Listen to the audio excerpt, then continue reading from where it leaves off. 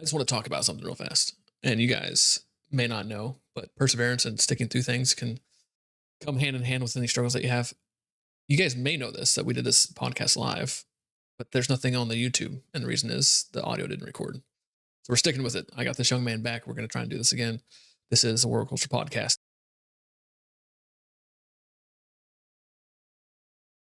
And I have with me this young man named Kel, also known as Pizza in a Cup. Huge influence in my life. I've seen this man do some great things, and I'm going to kind of let him take it away with introducing himself and a little bit about his military background. Yeah, appreciate it, man. Yeah, so Kale, otherwise known as Pizza in a Cup 83 on Twitch and all that good stuff, which I haven't been streaming a whole lot lately. So, but yeah, my military experience is a little different, I think, than most, which is why me and Colin wanted to hop on here and talk about this a little bit. I actually have very minimal military experience because I was injured and discharged early in my career. Um, but I think we wanted to talk about, if I'm not mistaken, stuff that shows that there's still mental struggles that come along even when you don't have combat service. So yeah, so I was in the United States Marine Corps. I went in as 0811, which is a field artillery cannoneer, and early on in my career, I ended up breaking my right ankle and then tore some ligaments in it. And they tried to fix me as best they could, and then it didn't work out very well. I went for another run, hit some uneven ground, and tore more ligaments in my ankle, and they ended up discharging me. So that was fun stuff. Yeah, that was I remember correctly, that was only like a year into your service, right? Not even a full year. That's weird. Yeah. So Yeah. yeah, I do want to agree. Like the reason that I have him on here is our plan is to always like highlight mental health and show you guys that like you're not alone. Mainly, the whole idea between World Culture is we want to build back a culture that you guys don't have when you live in the military. Typically, it's hard to stay connected with guys. We want to build back a community where it's really easy to connect and show you guys like even if your service is minimal, but doesn't mean that things didn't happen. It doesn't mean that you don't have struggles that you're going through. So yeah, I do agree. That's one of the big things about this guy and like knowing Kel's background a little bit more, which you guys will get to hear about. I know what he's been through, and to see him where he is in his life today is amazing. So I would say if Kel can do it, anybody can do it because this man's got a heck of a story. So I'll kind of let you about you tell that story a little bit. I'm gonna sit back and Uh, relax and which listen. which Wherever which you want to story do you start. want to know? Early life, early elder military, Yeah, whatever. so I ended up actually getting a full ride to scholarship for Stephen F. Austin. Got there, decided that I didn't like college. So I went across the street from the college campus to the recruiting office and signed up uh, for the Marine Corps there. Entered their delayed entry program. Ended up going back home, working for about 3 months before they called me up and asked me to go early. So went into boot camp. Um, at San Diego. Did all my stuff there, and originally in San Diego's where I got injured. We were doing the obstacle course, and I there's a little obstacle course called the Stairway to Heaven. It's like these little tiered jumps that you have to make, and you get to the top one, you kind of like roll underneath it, and you drop down. Well, when I did that and the Marine was running underneath me, I kind of threw me off balance as I dropped and I hit him, landed sideways and ended up snapping my right ankle. So, um, but I think, a lot of my military experience, like I didn't get to do a whole lot other than boot camp because of my injuries. Um, but I think one of the things that they don't talk about for military and for people who are discharged, especially early in their military career, is boot camp has its weird moments too. Early in boot camp, we were actually on lockdown. While in boot camp, there was a bacterial infection or something like that. I can't remember exactly what it was, bacterial or viral, some kind of infection that was going around, and it would cause your these recruits that were in boot camp to get this rash like on the bottom of their feet, but the rash would spread up their legs, spread up their abdomen, and like eventually get into their head and kill them. So like I think there was like 5 deaths within the first week that I was there from this rash. So we were literally in lockdown. We could not leave the barracks. We were being checked every single day to see if we were developing this rash. They didn't know what it was. So it kind of psychologically messes with your mind when you're in a situation like this because you're stuck in this life or death situation that should never be a life or death situation. So I feel like a lot of those times there are mental struggles that come along with that kind of stick with you. Um, and people don't think about that with people who may not have seen combat. They're like, oh well, you didn't experience anything. So which isn't true because you see stuff in boot camp that you shouldn't necessarily see. You see people trying to kill themselves. You see people trying to escape because they don't want to be there, and all of that psychologically, I feel like messes with your mind, and it's stuff that sticks with you for like the rest of your life. So, Yeah. Well, it's you went in 2005, right? That's when you went in. no, I went in the end of 2002, and I was out by like mid 2003. 2003. Okay. Yeah, it's been a while. Yeah. So this, you guys can kind of see the Oh timeline of yeah.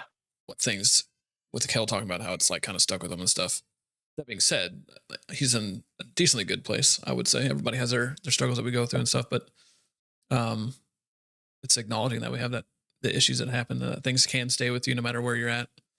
But so minus the freaky freaking rash that kept you guys in lockdown, like how did the rest of the boot camp go after you you obstacle course, stairway to heaven, break an ankle? What else Yeah. kind of contributed?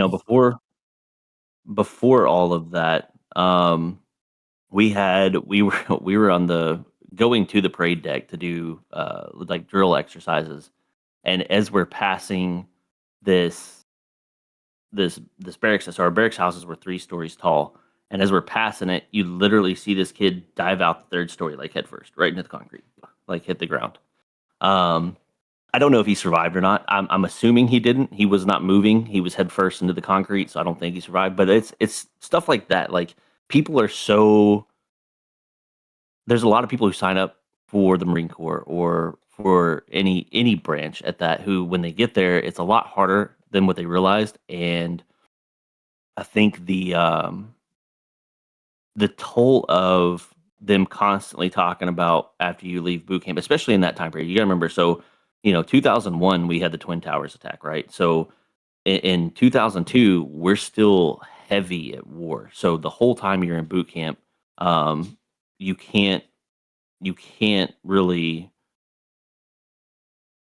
fathom what's happening except for the fact that they're showing you like war footage and they're telling you, hey, like when you're done with this, you're gonna be you're gonna be there. You're gonna be in war. And so a lot of people I think mentally just break down and Yeah.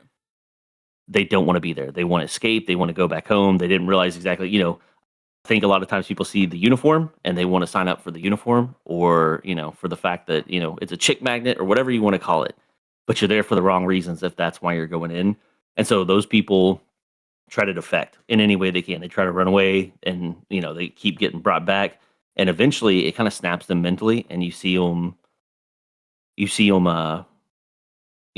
go to the extreme, such as this kid, jumping out of that 3rd story window and head first into the concrete. So people go to the extremes, try to do stuff. There was another one in my platoon. I was on fire watch one night. He had actually managed to get the razor blades uh, out of his razor and slit his own throat right there. So on fire watch, you're doing your counts and you realize that somebody's not in their bunk. They said they were going to make a head call, and you go in and you find them laying on the floor, and there's blood everywhere, and that kind of stuff. It's stuff like that that's going to stick with you, no matter what, no matter where you go. To this day, it's been well over 20 years since I've been in, and there's still dreams that I have about this stuff. So, Yeah. Which is tough, man. I mean, it's no recruit's expecting to see that in boot camp in the first place anyway, because oh yeah, most people going in, it's either family, right? So you have an idea because you might have talked to somebody in family or you've seen movies. Like, I mean, that's our generation, right? Jarhead came out about yeah, that time, and it's just like, oh, this is awesome. I want to go join the Marines. Like, I remember walking out of the theater after seeing Jarhead. and I just wanted to go Yeah. mess things up. Like the amount of Yeah. adrenaline. So that's like the stigma that people get, and well, at least in my opinion, I can't speak for everybody, but so I think Well, getting and I in, think that's another thing that sticks with you. You know, Jarhead. You bring up Jarhead, which I think we made this point when we were doing the live. Um, you know, that whole time you're in boot camp, that's what they're training you to do. They're training you to kill. They're training you to be a killer. They are yeah, that's what they want. They want the ultimate killing machine, that follows orders and just does what they need them to do. And Jarhead does a great job of depicting how that mentally messes with you. So yeah, you're trained and focused on like I'm gonna kill people. That's what I'm gonna do. And then that actually never happens and it messes with the rest of your life because you feel like you had this directive, this sense, this belonging, I guess if you will, with this group of people, yeah, and then you never experience combat or you never actually, get to go into that and you spend the rest of your life thinking, well, what do I do with all this knowledge? What do I do with this mental mindset? And I would say for the first, at least 10 years after getting out, I didn't know what to do with myself. There was this constant battle in my head of I was the meanest, baddest, motherfucker around, and now I'm throwing back in civilian life, and the applications in civilian life for what you're trained to do are non-existent. Like yeah, even if you go police force, you're not a killer, you're a protector. So yeah, yeah. I was talking to somebody about that too. And it's like, you go into the police force after the military, and you realize that where are you going to see, or it's not constantly enemies. Like when the Middle East and in particular in like Vietnam and stuff, it was you didn't know who your enemy was, and it's not like that. So it doesn't translate as well in the police force. Although military men make some of the best police officers because they have that protective instinct that you guys get from yeah, boot camp and the brotherhood and everything like that. And it's a good transition. It's one of the few, I think, as a infantryman, one of the few careers that kind of translates into the skills that you learn. But yeah, I think I was talking during the live one too. I think it's kind of like you get the switch, the kill switch. It's engaged, and if you don't get that debriefing to flip it back off, it's really hard to do it yourself because the whole time that you're in boot yeah, camp, you're being not to say indoctrinated, but you're being trained in a specific way to make you the most effective weapon for the military. Because at that point, yeah, you're basically that's what you are. And a good example, like you were no longer an effective Marine, so they had to send you out. yeah. It's so it makes a lot of Yeah, sense. And they deem me ineffective, yet in your brain, all you think about is, that's all you know. yeah, They've run it into your head over and over so many times that you don't know what to do with this knowledge because now you're back in civilian life. And I remember going on runs when I got home just to go clear my head. I would run for like 30, 40, 50 minutes at a time, just running because I didn't know what to do with myself. Like you're not talking about jogging. This I is would like just go run. dead sprint for like 50 minutes. Yeah. Yeah, no, it wasn't like your light jog or nothing. It was pushing myself to the absolute brink because that's all I had known and I didn't know what else to do. And I was struggling to find work because, like I said, you felt like you had this belonging, you felt like you had something, and I knew what I wanted to do. I knew where I wanted to be, and I was no longer there and I could no longer do it. So I struggled for the longest time trying to make sense of it all. Well, yeah, that kind of goes So into uh, if you want to elaborate a little bit about like the struggles of leaving the military. One of the biggest things that I've come to realize, and again, guys, I never served. I just have a heart for veterans. I understand the need for a place where you guys can have a brotherhood again, where you can have a bond that you lost that you can't find replacement because it's so hard in civilian life for people to understand where you're coming from. 20 years down the road out of the military, I know men that still struggle. Um, I know men that have been out for 45 years, and it's like pre-Desert Storm, they still won't talk about things. They're just like, yeah, the stuff that I saw has affected me to this day. I don't want to remember it. yeah, So it's hard not to remember it, and it's there. So if you want to kind of elaborate like a little bit more into your transition out of the military and some of the effects mental health that it had on you, because I know that's one of the big things is integration in civilian life can take a year, it can take 10 years. It's just, you have to find that steps for you, which makes it a little bit harder when you're alone because you're not walking through with somebody that's already done it before you. So if Yeah. you want to maybe show Uh, them some steps, that might be. yeah, and I don't know. I don't know that I'm the best to be discussing this. I still struggle from stuff like this. I still have really high anxiety at times and have panic attacks and stuff for no reason. I mean, just yesterday, I was literally sitting on my couch here at the house and just had a massive dump of adrenaline for no reason. Went straight into a panic attack, and I don't know why. And I don't know, like I can't for sure say that that's military related or due to past traumas. I don't know. I'm not a doctor or anything psychologically. I don't know why this happens, but I know ever since I've left, I've had panic attacks, and I never had them beforehand. So I can only attribute it to that most likely. And like I said, I still suffer to this day. I think it's more of you have to realize you're in a safe space. You have to so there's a technique that I started using that I don't know if it was designed for vets or not. I don't even know exactly where it came. It's a grounding technique. It's the five. I think it's like 5 4 3 2 1 or something. Like five things you can see, four things, um, four things you can hear, three things. It may be 3 2 1 or something. I can't remember. It's something like that. But it multiple things you can see, multiple things you can hear, something you can smell, and something you can touch. So it's supposed to be like a grounding technique where your mind starts running away from you and you start thinking about the present moment. Like, what can I see? What can I hear? What can I smell? What can I touch? And it's supposed to ground you. And I don't have to use it as much anymore. That's why I can't remember the whole thing. But I used to use it real early on, pretty often. Um, and for me, I don't know why, driving was always something that seemed to set off panic attacks for me. So I definitely had to use it while driving. But I think once you find the techniques that work for you, some people use lemon juice, like they carry lemon juice, and literally you're supposed to take a swig of it, and it's so sour that it's supposed to kind of like snap you out of whatever you're thinking about and bring From you back to the present moment. that mental redirection from like going into Yeah, the aspects of the mind that we don't always want to visit to bringing you back to like this is now. And you'll see a yeah, lot of stuff with like some of the techniques if you do things like for me, my personal experience with PTSD after a severe car wreck that I had. I mean, it messed with me for like 8 months where I couldn't get into a car without having a panic attack. And being in the area where I live, there's like 10 million people here, so traffic is awful. yeah, But me dealing with my mental struggles going downhill,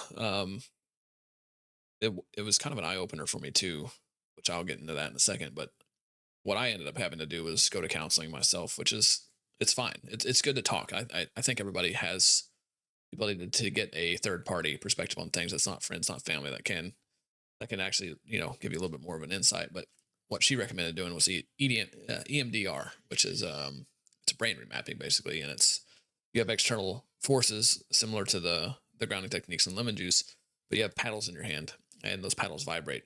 So as you're reliving this experience repeatedly, it decreases the anxiety that's built with it because of the way that the paddles alternate and reciprocate.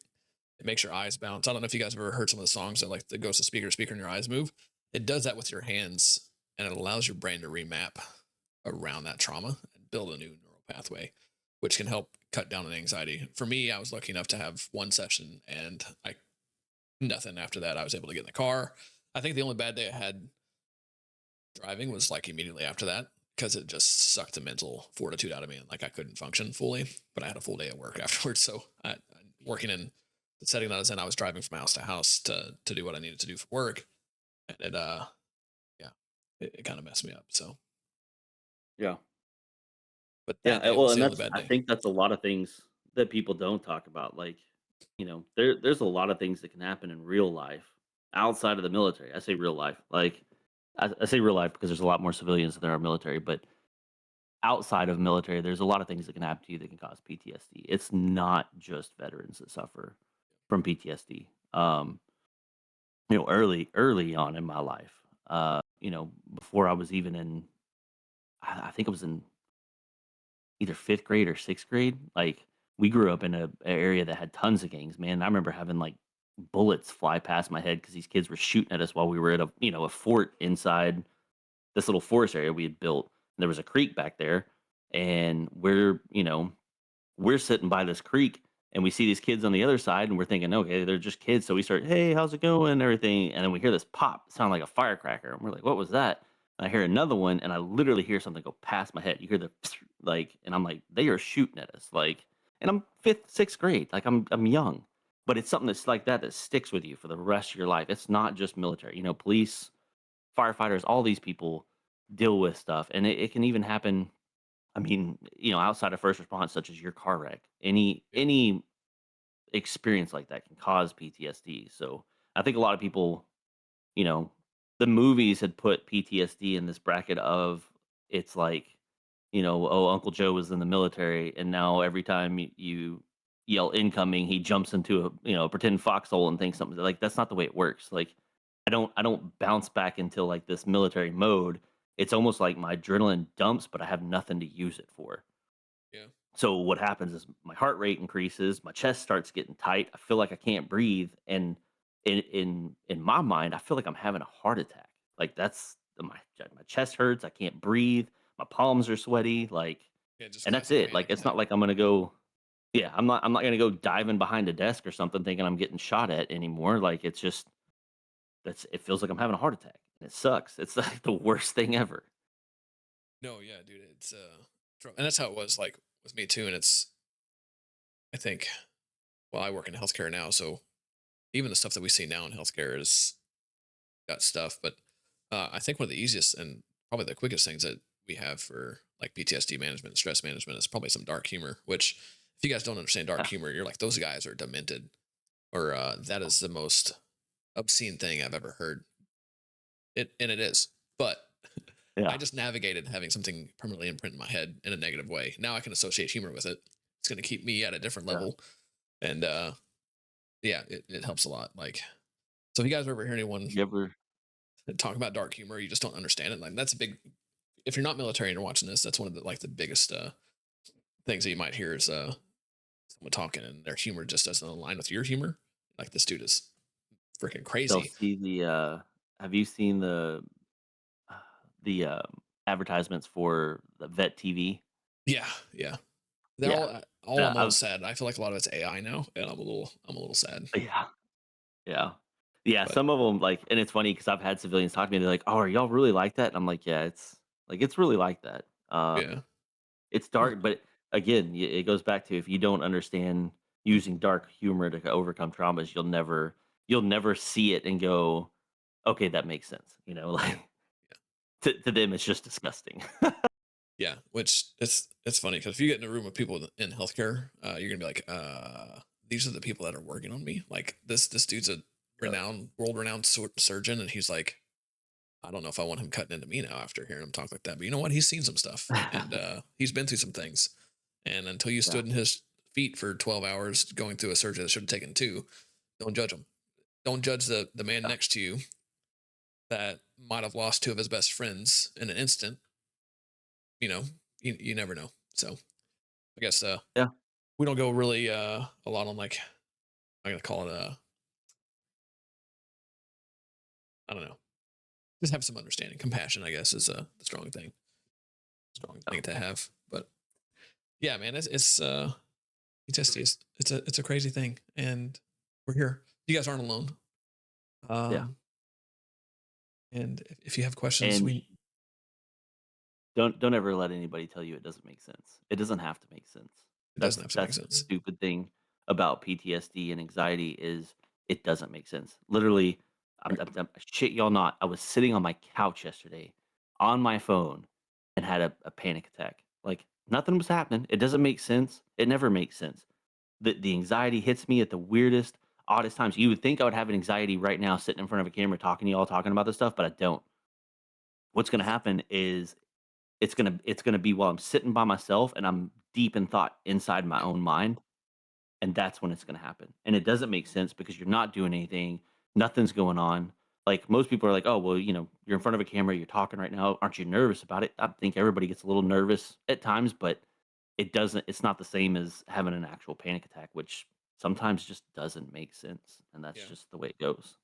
Well, I would say men think about two things when they're alone: all the things that they've messed up on with stress, and then how the freaking Roman Empire fell. So I mean, it's like that's where you're at. So either you have the discussion of the Roman Empire, or you're starting to lose yourself in thought on like things that might have happened 10 years ago, and how you Yeah. could have changed it, and maybe potentially change the course of the stressful event that has now stuck with you for the last 30 years or 10 years. So, but Yeah.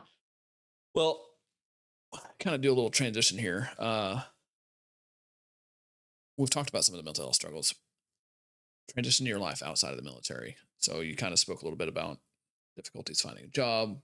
Um, Kind of, you want to elaborate a little bit like how that's gone over the last couple of years. What's some of the barriers that if you can maybe share some of the barriers that you've had, you can change someone's life. You know, let them know if the Yeah, barriers are there. I think for me, the biggest struggle for me is job stuff probably. Especially since I do suffer from panic attacks, there's been jobs I've had that required me to drive all over the state of Texas and sometimes out of state. And that was tough because you're spending hours and hours in a vehicle, like you said, and you're kind of inside your own head the whole time. And it would cause anxiety and stuff. And you just gotta I don't know, you gotta knuckle down and just find what works for you. For me, it was working for myself. I think Colin and me met when I had my construction company. I did locker installs for police and military and some schools. We did a few here and there, um, Yeah, but mostly like evidence lockers and personnel locker. Yeah, go ahead. 2015. I think you were still doing that because Yeah, you'd call me every once in a while to come help you with a job if I was free. yeah, So yeah, and for me, it was working for myself because I could kind of craft my own schedule, um, and it allowed me to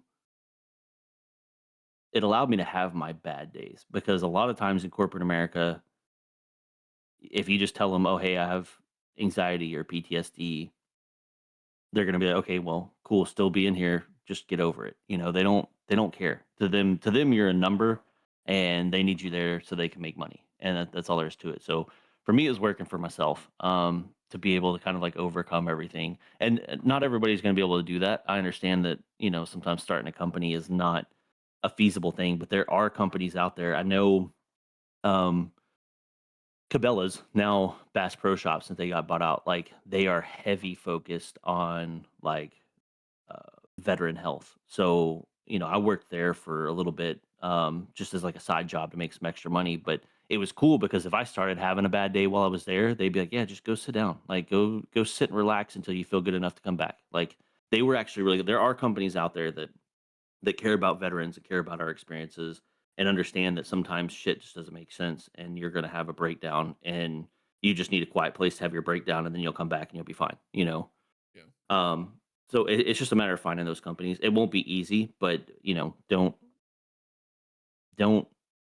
give up on it. There's people out there. There's other veteran owned companies who understand.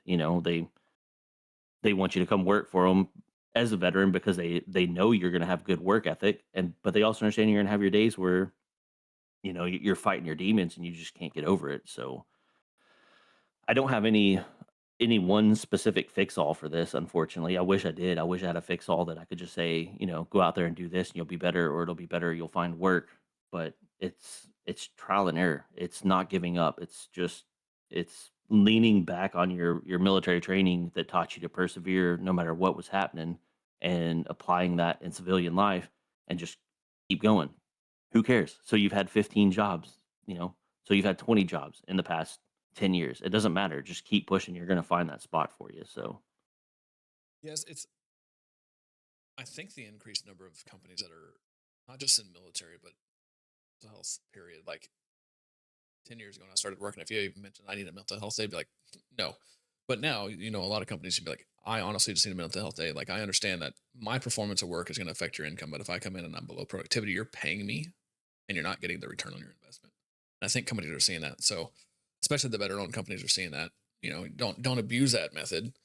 I'm just having a day where I don't want to go into work, but like a lot of companies see the mental health stuff, and it's changing quite Yeah. a bit. But and it's for me having work culture. I would love for it to be mainly a veteran employed company. Like when we start to grow, that's a whole goal. Is like when we have the retreats going, we need volunteers. We need men that are going to work. We need men that are going to have the same passion as us, and hopefully eventually we'll get female retreats and stuff like that too. But that's the goal, is like a safe place where we understand, you're understood, and you can put your skills to the test. And I think, I don't know if I talked to you about this, but I think a lot of where a lot of men struggle getting out of the military are for two reasons. If you go in when you're 18, it's your identity, and we talked about that in the last episode. And I think the other big thing is too is a lot of the structure that you have for a long-term soldier is you were given orders every morning. You knew what you're going to do the next day for the most part. You might be hurry up and wait, but you had a Yeah. plan, and someone gave you that plan, and you executed the plan.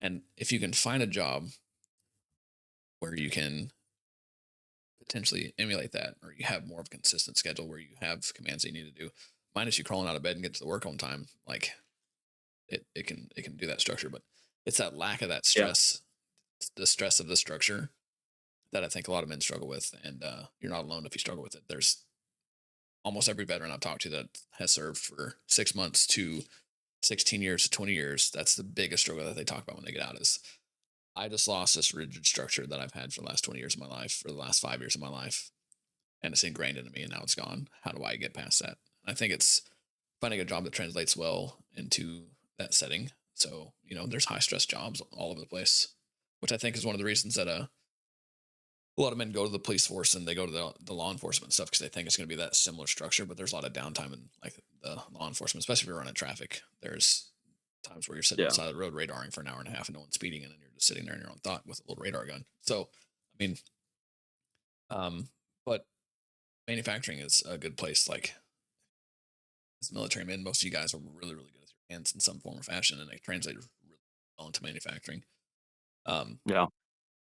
which I've had a lot of men I've talked to, that's been one of the things that they've done, or they go into IT. You know, I think a lot of the Air Force is it translates well in the IT.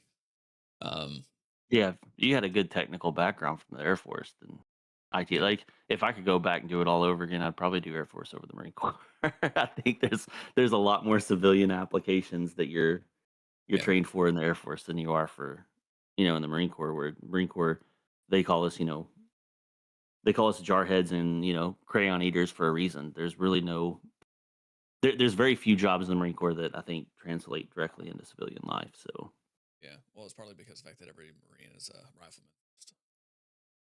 yeah, yeah, So that's granted a little bit different. Yeah, you might be, and it kind of reminds me of like the Seabees. Those are construction men with highly trained combat skills, but they can build you a bridge with mortars and rapid gunfire going over their head, and they build it better than some men I've seen in the U.S. So it's yeah, yeah. That's true. that's one of those other skills. Like if you can find, and if you're in the military still and you're watching this and you're worried about it, maybe try and find a new job, transfer into a different MOS, and see about Yeah, going something a little bit more translatable. I think Effective one of the English. big jokes is in the Marine Corps being what they call a glorified paper pusher, which means like you're in the Marine Corps but you're an accountant or you're sitting behind a desk doing something right. And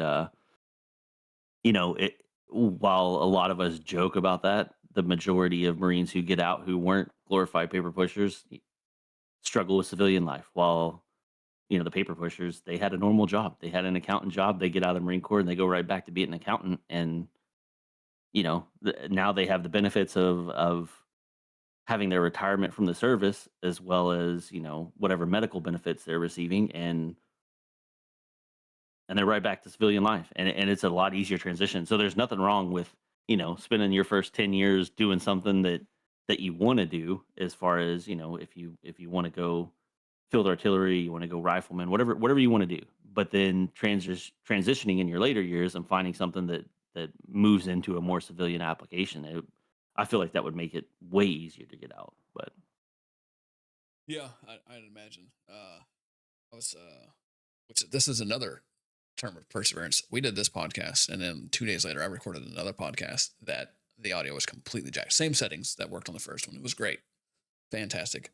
Started it up, recorded an hour and 15 minutes, no sound at all. It's just toast.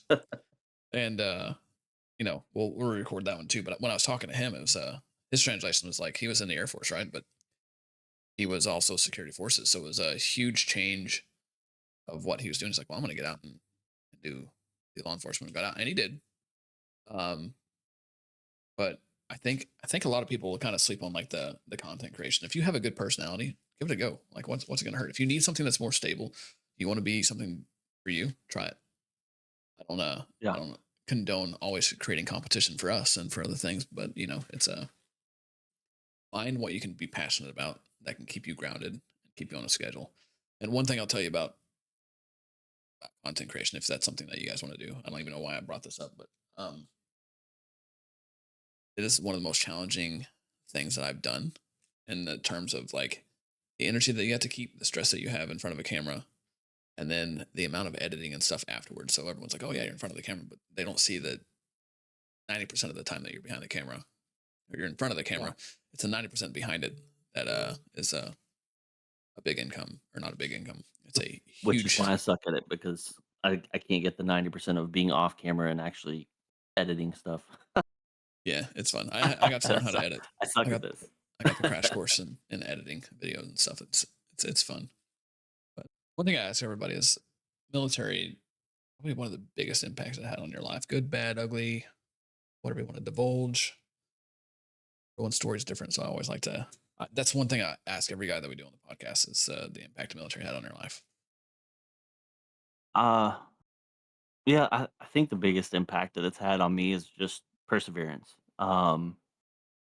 It's that no matter what hardships that I've come up on, there's something that I can do to push past it. There's some way to overcome it.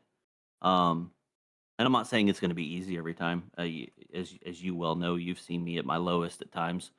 Um, but there's always a road. There's always an option. There's always something you can do to improve your life and make it better. Yeah.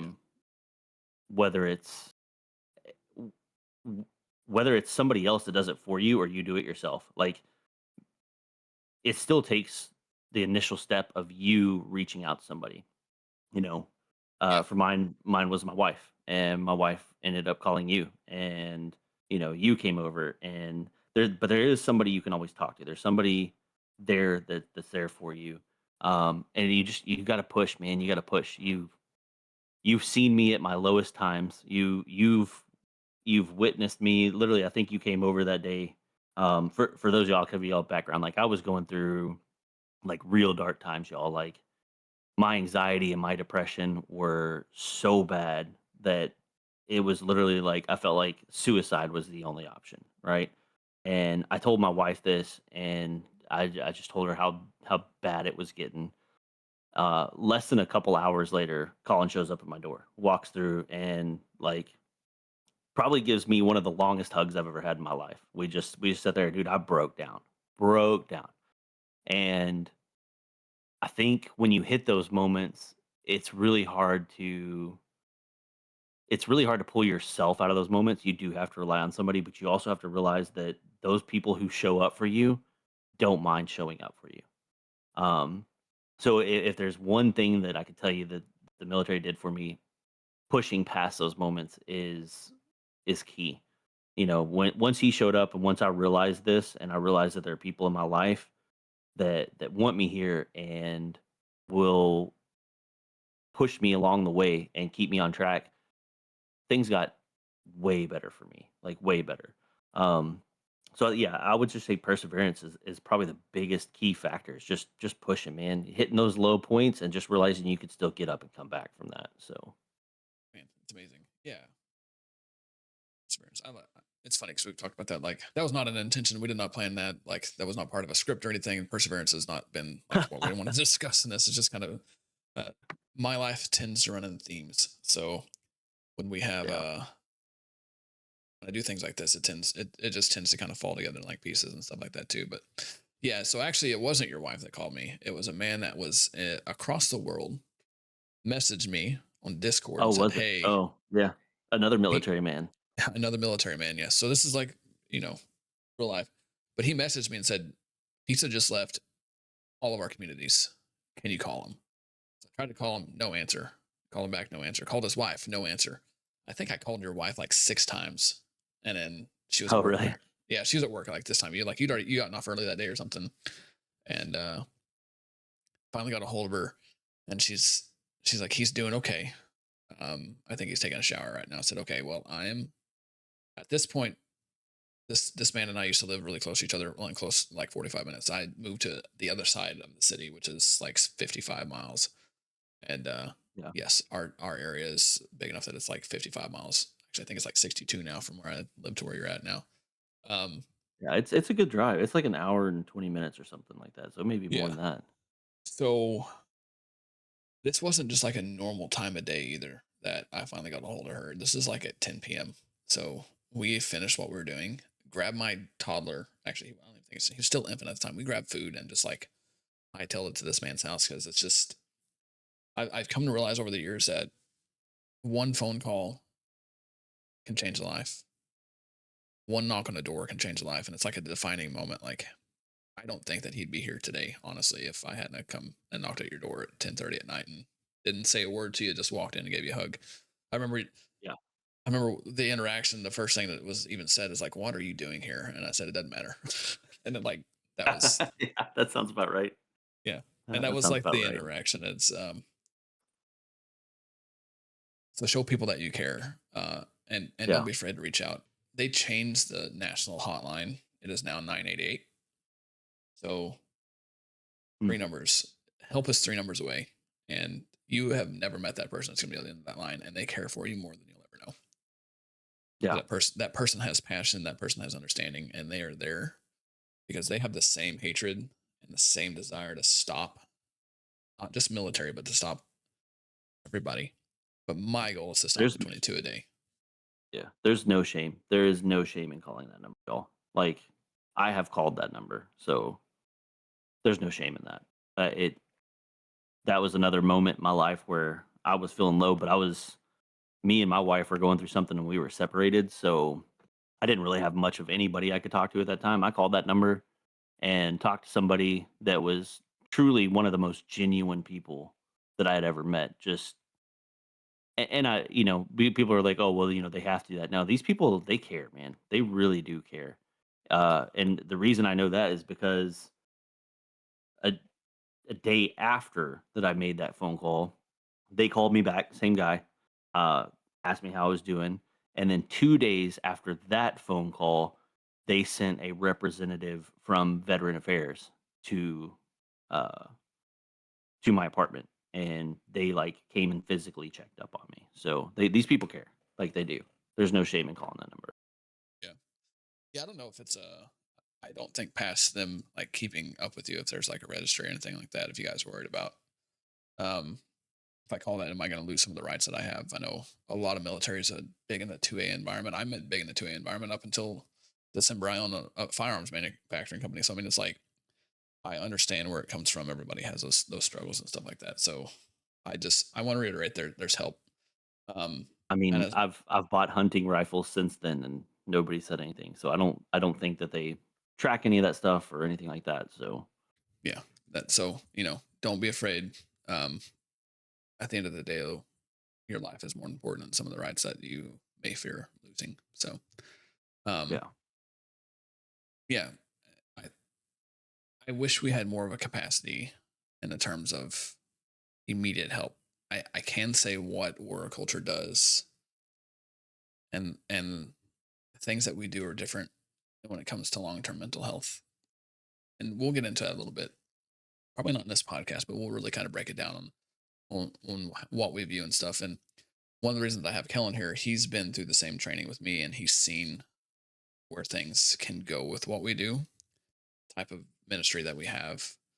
And I've done it firsthand, and I have healing in my life that I not PTSD related, but I have healing in my life that I never thought that I needed or would have gone through because I wasn't willing to like get rid of it and stuff. And like my life since I've done what we do with our ministry is changed drastically in the way that I view things, and um it's there for you guys. If you're curious, please feel free to reach out. I need to get my contact email on the YouTube for you guys and explain things. So Yeah. Well, and I mean, y'all can look me up on Discord too. I don't know how it all works, but Pizza in a Cup 83. Like, I'm the same everywhere. So you type in Pizza in a Cup 83 in Twitch or Discord or on Xbox or whatever, my stuff's gonna pop up. So 10 years down the line, this is gonna get thrown into the YouTube algorithm, and it's gonna be like, what did I do? You're gonna forget that you said that. no, I don't think that'll ever happen. I think you and me have the same heart for that kind of stuff. Like, if somebody's struggling, we want to make sure they get help. And I think, I'll go back on our discords. The Wonderland Discord that we have for our Wonderland community has what we call a safe space in it. That if you're struggling or something, you can talk. My whole Discord's like that. I encourage people in there to talk about whatever struggles they're going through. If you're going through something, reach out, say something, because that's the only way. That's the only way we know that you need help. Is you've got to take that first step and just reach out. And it's the hardest step to take because you think people are going to judge you, and you think that we're going to view you differently or lesser, and it couldn't be further from the truth, because those of us who have actually been there know how hard that step is. Yep. Yeah, I would say if you're ever feeling that, the first call is to reach out. Down anything that you have, just reach out to somebody. They don't Yeah. answer, reach out to someone else. It doesn't take long to text somebody like, hey, I need to talk. You don't have to divulge anything. Just talk. You might not even have to tell them what's going on in your life right there, what you're thinking about doing. Just talking to somebody and hearing their voice and knowing that they care about you can change a lot of perspective on things. So we Yeah. will eventually have. Right now, I have a Discord for another channel that we manage or that I run. That it's set up with straight up just a unmoderated channel for military. I think there's me and one of my mods are the only two that are in there. We don't interact. The only thing I do is make sure that we don't lose our access to our Discord because something gets posted in there. But it is straight military. It is free range discussion on what you guys need to. Um, if you join it, understand that it is very frowned upon to report anything in there that you might see because that is, for like, I don't like the word safe space because nothing's safe in the world. It is a Yeah. military environment as such. Treat it like that brotherhood. If they're in your unit and they're in your platoon, understand that that's kind of how we have that set up. But we'll have an entire war culture podcast Discord here shortly, and that is the goal. Like if you join it, you let us know that you're military, you get the tag, and then have free reign to talk to anybody. So, but that being said, I greatly appreciate you giving me your time twice, not just once, but twice. Yeah. And I got one closing I, question I'm for you. glad I could, man. All right. How'd you get your name, Pizza in a Cup? I want to know. Tell me. Tell it for the masses. Explain it. So, yeah, Pizza in a Cup 83. So this comes from one of my favorite movies, a Steve Martin movie called The Jerk. Um, there's a scene where he is working for a circus, and he just started dating this girl, and they're sitting in the back of this semi truck that's full of like circus equipment, right? And they're just eating out of these styrofoam cups. You can't even tell what it is. And the girl looks up and goes, "This is really good pizza in a cup." He goes, "Oh yeah, this is the best pizza in a cup around." Like, he ran the old pizza in a cup guy out of business.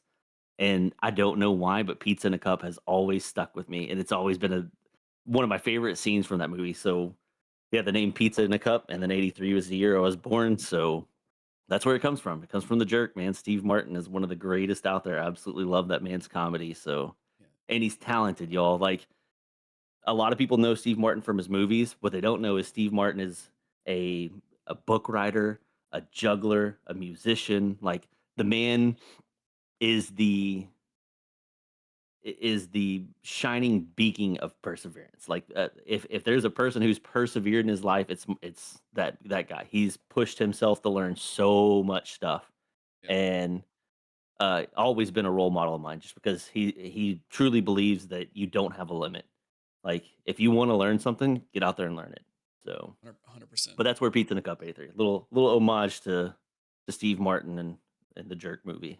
It's really funny that I don't know if you guys ever watch his stand up, but he has some of the darkest humor. Like Oh his yeah, his yeah, comedy isn't just like unnecessarily vulgar. It's just like good dark humor. Like you can tell that he puts his life into things. Like how whole time I'm gonna have to edit this out.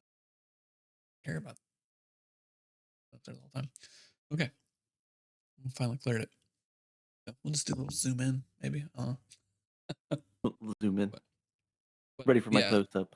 it's very close up. We'll lean into the camera because you got control over that. But man, I really do appreciate your time. Freaking Yeah, fantastic. man. We'll have you back. I like talking to you. Oh yeah, You got a lot to yeah. share. No, And then we'll who we knows? can do some more stuff. Maybe the live one I can get sound on it. It's there somewhere. Something is Yeah, an issue. But freaking love you, man. I appreciate your time. And guys, remember if you have struggles, please reach out. 988. Reach out on Discord. You got his information. Reach out to him. And then be on the lookout. We'll once we get the YouTube up, or not the YouTube, once we get the Discord up, it'll be in the comment section below. We'll have it linked in there. So feel free to join and keep it a brotherhood. So, you guys freaking rock. Thank you guys so much for tuning in and watching on whatever your podcast channel service that you listen to. Thank you guys so much for being here, changing lives, and more content to come. I can't wait to start growing this. And you guys are, we appreciate everything that you guys do. We can't do this without y'all. And actually, I'd be doing this without y'all, but we can't get the growth that we need without you guys. And I appreciate all the support and everything that you guys have done. So, freaking Absolutely. love you all. Thank you guys for tuning in.